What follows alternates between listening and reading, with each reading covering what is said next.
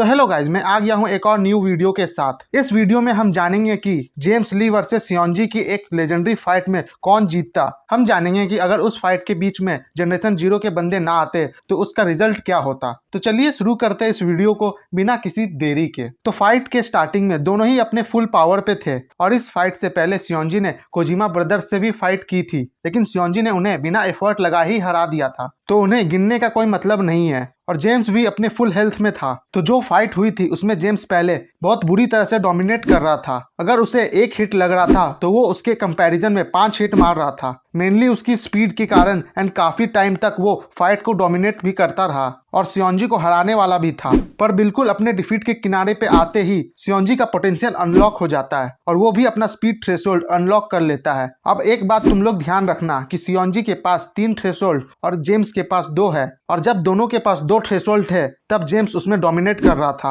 अब speed threshold को unlock करने के बाद सियोंजी जेम्स का अटैक पर रिएक्ट कर पा रहा था, और कुछ कुछ मौके ऐसे थे जहां उसने जेम्स को भी स्पीड में पीछे छोड़ दिया था और जेम्स उस टाइम पे हार रहा था, जो जैसे तैसे मैनेज कर रहा था। पर टाइम के साथ वो भी अच्छे से फाइट कर पा रहा था। तो सिचुएशन ज्यादा सीरियस हो जाए उससे पहले सियोंजी फाइट को एक फाइनल ब्लो के साथ खत्म करने का ट्राई करता है और जेम्स को नॉकआउट कर देता है। पर जैसे ही वो जेम्स को हरा के पीछे जाने लगता है, जेम्स की बॉडी में थोड़ी मूवमेंट होती है और जेम्स धीरे धीरे खड़ा होता है। अब इस बार उसने अपना स्ट्रेंथ थ्रेशोल्ड को अनलॉक कर लिया होता है और अब तुम लोग सियोंजी के चेहरे पे सीधा घबराहट देख सकते हो। फिर सियोंजी अपनी पूरी पावर एक पंच में रख के अटैक करता है, पर जेम्स उसे डॉज कर लेता है। और तुम ये सियोंजी के स्टेटमेंट पढ़ो। और हाँ, अब दोनों के पास 3-3 थ्रेशोल्ड है। जेम्स अब सिर्फ एक किक यूज करता है और तुम सियोंजी को और जेम्स की स्पीड देखो। जेम्स ने इतना तेज अटैक किया कि सियोंजी ब्लिंक कर पाए उससे पहले वो वहां पहुंच गया और सियोंजी भी वहां थोड़ा सा के लिए बच गया और फाइट इससे आगे बढ़े उससे पहले ही ये इंटरवीन हो जाती है। और अब हम ये बात करें कि अगर ये फाइट कंटिन्यू होती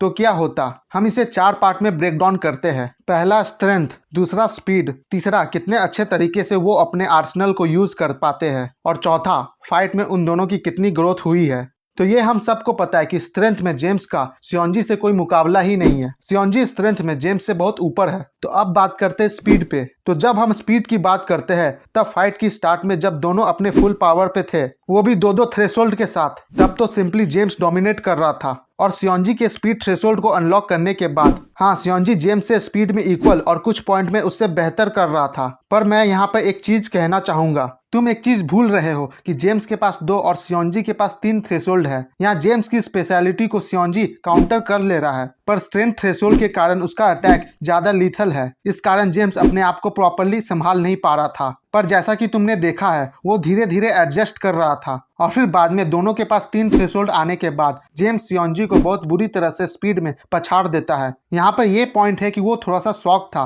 पर जेम्स का वो मूव करने तक सियोंजी उसका रिएक्ट भी नहीं कर पा रहा था। ये शो करता है कि जेम्स की स्पीड मास्टरी लेवल से भी ज्यादा अच्छी थी। तो अब हम बात करते हैं कि ये दोनों ही अपने टेक्निक को कितने अच्छे से यूज कर पाते हैं। तो ये कंपैरिजन थोड़ा क्लोज है, तो ध्यान से सुनना, क्योंकि दोनों का फाइटिंग स्टाइल बहुत अलग है। एग्जाम्पल के लिए तुम सियोंजी का सिसेरियम और जेम्स का इनविजिबल अटैक को ले लो। इन दोनों के फाइट में सियोंजी अपने एबिलिटी से जेम्स की टेक्निक को काउंटर नहीं कर पा रहा था और उसे काउंटर करने के लिए सियोंजी को अपना स्पीड को बढ़ाना पड़ा था। लेकिन उसके बाद भी जेम्स सियोंजी के अटैक्स पर रिएक्ट कर पा रहा था। सियोंजी अपने टेक्निक को जेम्स के खिलाफ ज्यादा बेहतर से नहीं यूज कर पा रहा था और हमने देखा कि इस फाइट में जेम्स ने अपनी आईक्यू और बैटल आईक्यू को बहुत अच्छे तरीके से यूज किया था। तो अब चलते हैं अगले पॉइंट पे। तो इस कंपैरिजन में तुम लोग पहले दोनों के एज डिफरेंस देखो। एज कम होने के बाद भी जेम्स फाइट को डोमिनेट कर रहा था। जितने स्पीड से जेम्स को वो डिफिकल्टी आ रही थी, उतने स्पीड से जेम्स उस डिफिकल्टी को ओवरकम कर ले रहा था। तुम बस खुद सियोंजी के ये स्टेटमेंट को देखो, जहां उसने कहा, he is a very scary bastard, he is growing very fast while fighting. तो ये सब पॉइंट्स कंसीडर करने के बाद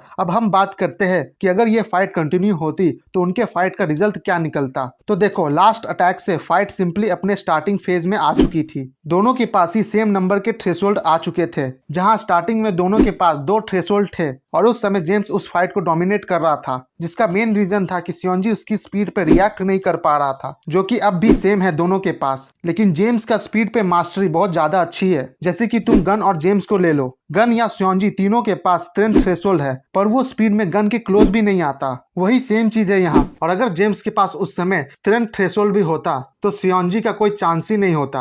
अब मैं बात को ज्यादा बढ़ा चढ़ा के बिना बोलूं तो कुछ टाइम के बाद जेम्स उस फाइट को जीत जाता। दोनों के आर्सेनल और उनकी चीज मैंने तुम्हें एक्सप्लेन कर दी है, और ये चीज उन दोनों पर डिपेंड करती थी कि वो लोग इसे किस तरह से यूज करते हैं। तो बस मेरे ओपिनियन में जेम्स उस फाइट को जीत लेता, लेकिन ये सिर्फ मेरा ओपिनियन है। अगर तुम्हारा ओपिनियन मेरे से अलग हो तो तुम कमेंट्स में बता सकते हो, मैं भी उसे पढ़ना चाहूंगा। मेरी ये डिसीजन उस फाइट की डायरेक्शन और उनके फीट्स पे बनाई है, और इन द एंड ये मेरा सिर्फ ओपिनियन है। और ओपिनियन की एक खास बात होती है कि हर बंदे की ओपिनियन एक दूसरे से डिफरेंट होती है। और अगर तुम्हें लगा कि मेरा ओपिनियन नॉनसेंस है तो तुम अपना ओपिनियन कमेंट सेक्शन में डाल सकते हो। तो मैं अब चलता हूँ, मिलता हूँ अगली वीडियो में, तब तक के लिए गुड बाय।